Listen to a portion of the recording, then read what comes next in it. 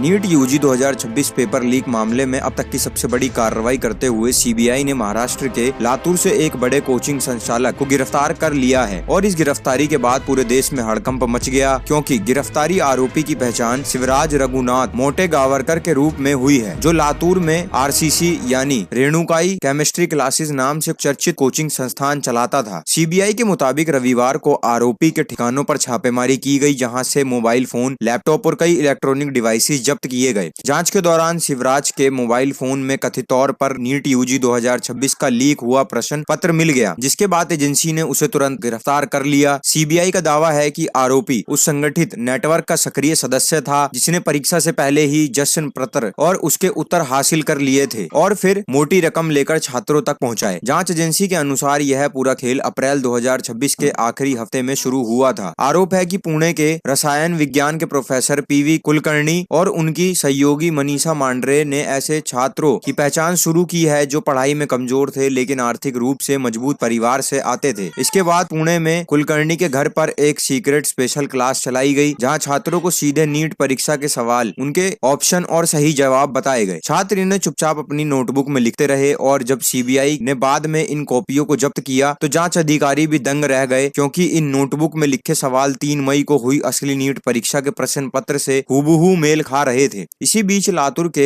RCC coaching संस्थान के एक मॉक नीट टेस्ट में भी यही आया। परीक्षा के बाद कुछ अभिभावकों को जब यह समानता दिखी तो उन्होंने स्थानीय पुलिस से शिकायत की, जिसके बाद मामला तेजी से बढ़ा और अंतर्राज्यीय नेटवर्क की आशंका को देखते हुए जांच सीबीआई को सौंप दी गई। सीबीआई की जांच में यह भी सामने आया है कि यह सिंडिकेट छात्रों को फंसाने के लिए सेमिनार आयोजित करता था और पुराने छात्रों, खासकर इंजीनियरिंग बैकग्राउंड वाले युवाओं को एजेंट की तरह इस्तेमाल करता था। एजेंसियों ने पिछले 24 घंटे में महाराष्ट्र, राजस्थान, गुरुग्राम और अन्य शहरों में कई जगह छापेमारी करके अहम दस्तावेज, इलेक्ट्रॉनिक सबूत जुटाए हैं। अब तक जयपुर, पुणे, नासिक, अहिल्यानगर और गुरुग्राम समेत कई शहरों में 10 आरोपियों की गिरफ्तारी हो चुकी है।